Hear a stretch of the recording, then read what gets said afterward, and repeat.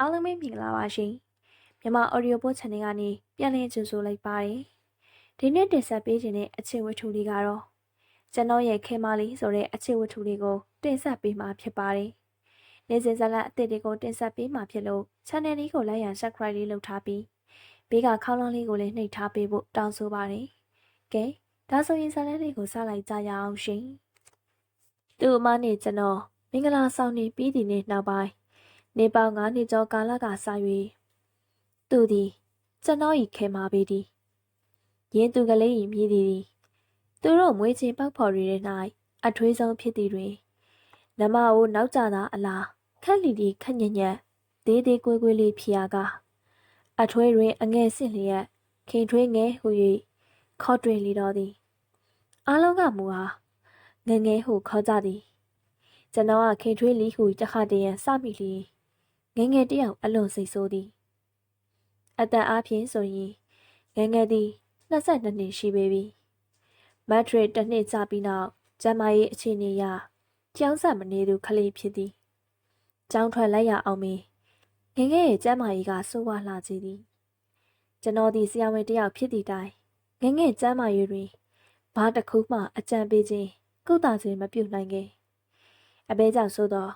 ကျွန်တော်အစိုးရလကစားဆရာဝန်ဖြစ်သည့်အတိုင်းဟိုရောက်ဒီရောက်အမျိုးမျိုးအနေနဲ့ခြားခြားလေးနေသဖြင့်ငငယ်တို့နှင့်ဝေခဲ့သည်ယခုမှပင်ခြားခြားပြန်လည်၍ရောက်ခမကြီးများရှိသောကျွန်တော်ဇနီးချက်ကျွေရွှေမြို့တော်သို့ရောက်ရှိလာတော်သည်ဝေးနေစဉ်ကမူဝေးနေ၍ငငယ်ကျမကြီးကိုမဆွေးနွေးနိုင်ခဲ့နီးနီးကက်ကက်ရှိပြန်တော့ငငယ်တယောက်ကသူ့ကျမကြီးအတွက်ကျွန်တော်ကိုဆွေးနွေးရန်ငွေလေးနေပြန်သည်အထိုက်လျောက်ပင်ကျွန်တော်ကငငယ်ရုပ်သွင်းကိုကြည့်၍အားစိတ်ကလေးများလောက်ပေးမိသည်စိတ်ကတော့ထင်သည်သို့တော့ကျွန်တော်စိတ်ထင်နိုင်တာဟုတ်သည်မှန်သည်ဆိုရင်ကျွန်တော်လောက်တော်တော်ဆရာဝန်သည်ရှားပေလိမ့်မည်ကျွန်တော်ထင်သည်မှာအပြိုရွယ်ကလေးပိန်လျင်မိရဲ့မမှန်တာပဲဟုအကြမ်းမြင့်လောက်ထင်ခြင်းဖြစ်သည်မဆွေးနွေးလာသဖြင့်ကျွန်တော်ကလည်းဘာမှမမေးမေးရန်ကလည်းမသိရောစေတနာတွေပို့သည်ဟုအများကဆိုကြပေလိမ့်မည်ထို့ကြောင့်ကျွန်တော်ဒီဘာမှမဆက်စုဝင်ကြည်သို့တော့ကျွန်တော်တို့ရောက်၍တလားမှမပြည့်မီငငယ်၏အဖြစ်တနမှန်ကိုကျွန်တော်သိရလေတော့သည်တညာချမ်း၌စောစောပိုင်းတွင်ငငယ်သည်အလိုလေးအမလေးအမေရဲ့နဲ့တာ၍လူးလုံးငိုကြွေးနေသည်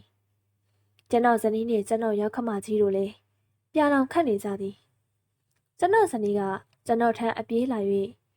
ငငယ်ရဲ့ဖြစ်ပုံအလုံးစုံကိုပြောပြသည်ဆရာလာပင်ချင်းပင်ဖြစ်လေသည်ငငယ်ကလည်းရှက်နေသည်ဟာဒါရှက်ဖို့လားကျမ်းမာရေးကိစ္စမှာရှက်နေဒုက္ခများတတ်တယ်နော်အခုပဲငငယ်ဒုက္ခများနေပြီမဟုတ်လားကျွန်တော်ကငငယ်မရှက်စေရန်ခါဟာဟာပြောလိုက်ရသည်ငငယ်ကကိုရွှေမအောင်အကိုရင်းလိုဖြစ်နေတာမှုလို့လေကွယ်ကျွန်တော်မိမမရွှေဝင်ကပြောသည်ကျွန်တော်မိမကကျွန်တော်အားကိုရွှေမဟုခေါ်လေသည်ကျွန်တော်အားသူ့အားမရွှေမဟုခေါ်သည်ငငယ်အရေးတဲ့ဆက်မိ၍ရေးရလျင်တော့ကိုရွှေမောင်မရွှေမဆိုသည်မှာကျွန်တော်တို့ဇနီးမောင်နှံ၏အမည်များတော့မဟုတ်ပေကိုရွှေမောင်မရွှေမဖြစ်လာရခြင်းကကိုတင်ဆွေမခင်ဆန်းတို့ဇနီးမောင်နှံကိုအားကြမိ၍ဖြစ်သည်ကိုတင်ဆွေကမခင်ဆန်းကိုမဟုခေါ်၍မခင်ဆန်းကကိုတင်ဆွေအားမောင်ဟုခေါ်လေသည်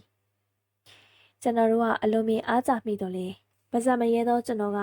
ကျွန်တော်ဇနီးအားမရွှေမဟုပြောင်းခေါ်ရမှကျွန်တော်ရဲ့ဇနီးကလည်းကျွန်တော်ကိုကိုရွှေမဟုပြန်လှောင်ခေါ်ခြင်းအစွဲပါနေခြင်းဖြစ်တော်သည်မဟုအခေါ်ခံရနားမရဲသောကျွန်တော်ဖို့အတော်ပင်ဖြစ်လေသည်ကျွန်တော်ငငယ်အောင်ဝင်ကြည့်သောအချိန်တွင်ငငယ်မှအလွန်အလူဖြစ်နေရှာပြီနားကျင်ကြိုက်ခဲခြင်းကိုမခံရနိုင်စွာနှင့်လူးလွန်ကြီးတွာလျက်ရှိသည်အန်ဒလိုပြုတ်တက်တယ်လို့ဖြစ်ရမှတတိလစ်သွားတော့မရအောင်ခံစားနေရရှာသည်ရောက်ခမကြီးမှာကအထွေးဆုံးနှင့်အချစ်ဆုံးသမီးဖြစ်၍ပြရခတ်နေတော်သည်ကျွန်တော်ကမရွှေမာကိုခတ်တူတူမေးရပါသည်ဟေးမီးရလာဖို့ရရောက်ပြီလားလို့မေးစမ်းအမကကျင်နာရွရွစွာဖြင့်မေးလိုက်တော့အခါညမငယ်ကရှုပ်ရှုပ်မင်းမင်းနာကျင်ကြိုက်ခဲမှုကိုအန်ကျင်ရင်ကောင်းငင်ပြလေသည်အရင်ရင်လာရီကလည်းဒီလိုပဲခံရသလားမေးအောင်ကောင်းငင်ပြပြန်သည် ကျွန်တော်ဘာလို့ပေးရမည်ကိုကျွန်တော်သိလေသည်သို့သောစိတ်တစ်လုံးမထိုးမီယောဂအခြေအနေကိုအသေးအချာမေးမြန်းရမည်သာဖြစ်သည်ထို့နောက်ငယ်ငယ်ကိုကျွန်တော်အထရိုပင်စိတ်တစ်လုံးထိုးပေးလိုက်သည်အသင့်ရှိသောဆေးကိုလည်းလက်တစ်လုံးလောက်မော့ခိုင်းလိုက်ရသည်ခလေးမကတောက်သုံးရညင်းဆန်ကောင်းခိုင်ရင်ဟေးအကိုကြီးရဲ့ဟာလည်းအရက်တွေပဲအိုးဆေးအဖြစ်တောက်ရတာပဲငယ်ငယ်တောက်လိုက်အမေရောအမကပါဝိုင်းတိုက်တွန်းသဖြင့်ငယ်ငယ်သည်မျက်စိမိတ်တောက်လိုက်ပြီးရှုံမဲ့နေပြန်သည်လာကစားဆရာဝန်နှင့်ဟယ်ရီနာစီဘရန်ဒီအသင့်ရှိနေခြင်းမှာလေရုပ်တိမတန်သလိုဖြစ်နေသည်အမှန်လဲကျွန်တော်တို့ကမဝင်နိုင်ပါမတောက်နိုင်ပါစေကူသားကမယူလို့တော့ကျွန်တော်လူနာတယောက်ကလက်ဆောင်ပေးထားခြင်းသာဖြစ်၍ကျွန်တော်ကလည်းမတောက်ရဖေးအိမ်မှာအလှကြည့်ထားသောပလင်ဖြစ်သည်ထို့နောက်ငငယ်ခါရင်ရင်တွင်အိတ်ကပ်ပေးရသည်မကြမီငငယ်ရလေအနာကျင်ကြိုက်ခဲကိုအတန်တသားသွားသည့်အကြိုင်တနာစရာခလေးအိမ်မောကျသွားတော့သည်ကျွန်တော်စေကူသားခြင်းကအီရင်မပြီးဆုံးသည်တော်တော်ဤညဖို့ဤမြသာသည်မိမတို့ဓမ္မရလာရတွင်ပြေးပြစွာနာကျင်ကြိုက်ခဲခြင်းကိုဒက်စမင်နိုရီယာဟုခေါ်သည်ငငယ်ဖြစ်ပုံကထိုတိုင်းပင်ဖြစ်လေသည်အဲဒီလိုအကြမ်းမြင့်ခေါ်ရတွင်အသေးစိမ်အဖြစ်ဖြစ်ပုံဖြစ်နည်း၃မျိုးရှိရာငငယ်ရဲ့ယောဂမှမီးရပေါ်ရတွင်ခိတ္တတတ်တာလိုက်အတော်ကြာဆုပ်ရည်ညှစ်လိုက်သလိုနားလိုက်ဖြစ်ရတဲ့စပမိုးရိအမျိုးဖြစ်လေသည်ဤအမျိုးကဖြစ်လဲများလေသည်နားလုံးမကနားလာသဖြင့်လေခြေကုန်လက်ပန်းကျပြီးတတိပင်မေးမတက်ဖြစ်တတ်ချေသည်ဘာကြောင့်ဤသို့ဖြစ်ရကြသနည်းလေဟုပြောရရင်တော့အသေးချာအတိအကျပြောလို့မရပါသို့သောဇင်းမြစ်ကိုလေးလာကြည့်သောအခါတိုင်ကြီးထွားမှု၌မူမမှန်လျင်ဤသို့ဖြစ်တတ်သည်မိမငယ်တယောက်အချိန်တန်အရွယ်ရောက်လာလျင်ထိုသမီးပြိုး၏တိုင်သည်ကြီးထွားလာရပေမည်လုံးဝမကြီးထွားပေဘေဘီတို့အမူအရာတိုင်းသာဆိုရင်လေရဲမျိုးသမီးသည်ဓမ္မရာလာရတွင်ရာသီသွေးအလွန်နေမည်ဒိုရီမဟုတ်လုံးဝမလာပဲလေနေတတ်သည်တိုင်အနေထားမှားလျင်လေဤသို့ဖြစ်တတ်သေးသည်ဥပမာတိုင်ခောက်နေခြင်းလမ်းနေခြင်းတို့ဖြစ်သည်မူမမှန်ပုံမကြသောတိုင်သည်ရှုံနိုင်သောအားပွားဖောင်းနိုင်သောအားတို့နေပါသည်သာဖြစ်သည်ဥပမာဆိုရလျင်တိုင်ကညှားကိုပြုတ်လျင်တိုင်ကလမ်းကြောင်းကပွားရောက်ပြီး၍ကြွားဖောင်းသောလုပ်ငန်းကိုလှုပ်ဆောင်ရသည်တခုကညှစ်ထုတ်လျင်တခုကဖွင့်ဟပေးရသည်တခုကအပြင်ထွက်ရန်တွန်းကန်လျင်တခုကတကားဖွင့်ပေးရခြင်းကိုလည်းဆိုလိုသည်ငငယ်ရဲ့ဖြစ်ပုံမျိုး၌နာကျင်ရသည့်အကြောင်းများမှာမူမမှန်သောတိုင်သည်ပြင်ပသို့မထွက်နိုင်သောမိရသွေးတို့နှင့်ပြေဖောင်းကတိုင်သားတိုင်ကျော်တို့တင်း၍နာခြင်းယောက်ျားများအဖို့တော့လူမပြတ်သဖြင့်စီးသွားရန်ခံနေသူနှင့်တူတော်သည်သို့တော်ထိုးထက်ဆိုလေသည်ငယ်ငယ်မှာတရက်ထက်တရက်တက်တာလာပြီး9ရက်မြောက်နေ့၌လူကောင်းပကတိဖြစ်လာလေသည်သို့တော်ခံရချက်မတက်တာခဲ့၍ခက်ချိချိသာဖြစ်သည်ငယ်ငယ်ယောဂအမြင့်ပြည့်ရေးကိုကျွန်တော်တို့ဆွေးနွေးကြသည်ကျွန်တော်တို့ဆိုရ၌ငယ်ငယ်တယောက်မပါဝင်ကြကျွန်တော်မရွှေမနှင့်ရက်ခမကြီးတို့တောင်းဦးတို့သာလျှင်ဖြစ်သည်ယောဂအမြင့်ပြအောင်ကအလွယ်လိပါမရွှေမရဲ့ထို့သောကျွန်တော်ကပြောလိုက်သည်တွင်ငယ်ငယ်ကဖြစ်စားကစေတလုံးထိုးပိတ်ုံနှင့်ဖြုတ်ခနဲ့တက်တာသွားရသည်ကိုအထင်ကြီးနေသောရက်ခမကြီးကဤသို့ဆိုသည်လွယ်ရင်လဲမင်းနှမောက်ကြည့်ပြီးတော့စိတ်ကိုပေးအောင်ကွယ်တို့ဖြင့်မင်းတို့ကလည်းတမြုပ်တရွာရောက်နေရနဲ့သမီးလေးအတွက်ကုန်လိုက်ရတဲ့ငွေတွေထို့သောကျွန်တော်အားတာဝန်ပေး၍ရက်ခမကြီးထွက်သွားသည့်နောက်ကျွန်တော်နှင့်ဇနီးမရွှေမတို့နှစ်ဦးသားသားလေးငငယ်ရဲ့ကျမ်းမာရေးကိုဆွေးနွေးပွဲကိုလွတ်လပ်စွာနဲ့ဆွေးနွေးရတော့သည်ရောက်ခမကြီးရှိမောင်၌က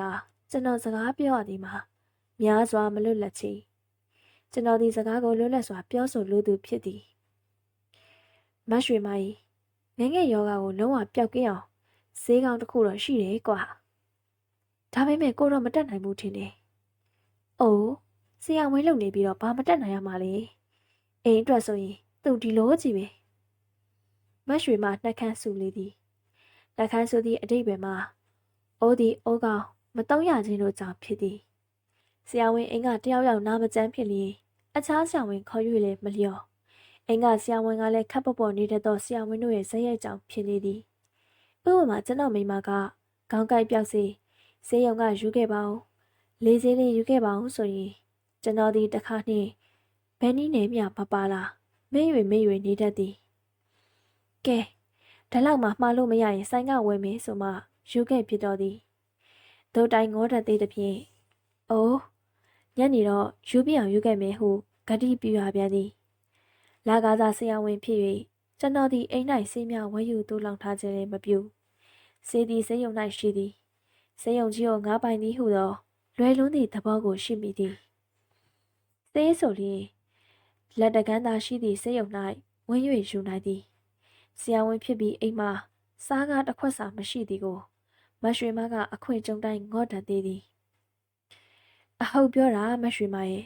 ကိုတော့တတ်နိုင်မယ်မထင်ဘူးကိုကလည်းဖူးစာရေးနဲ့မဟုတ်ဘူး။အိုး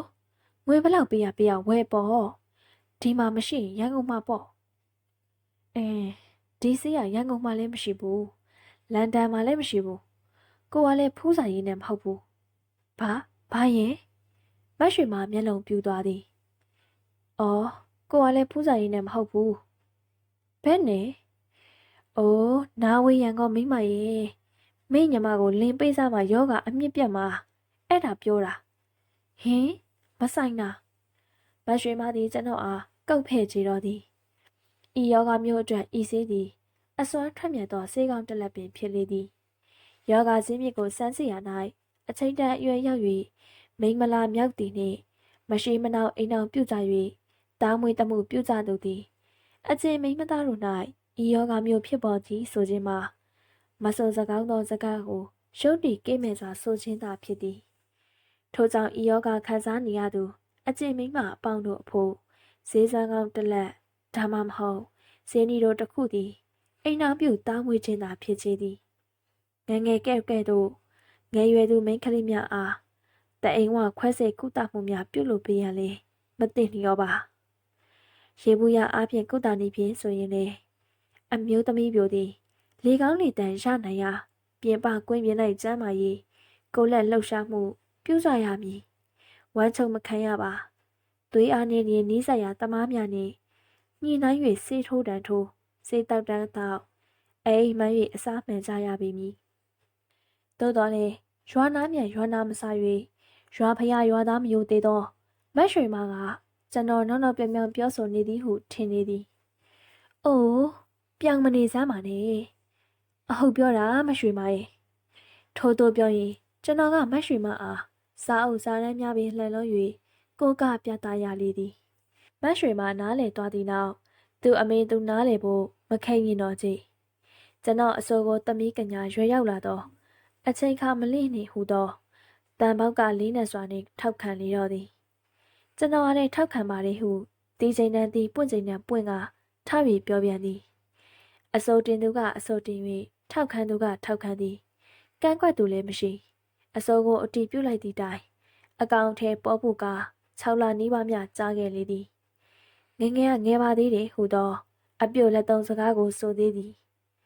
သို့သောအာနာပိုင်တို့အတီးပြုတ်ပြီးသောအစိုးကိုအကောင်ထဲဖော်ပြလေသည်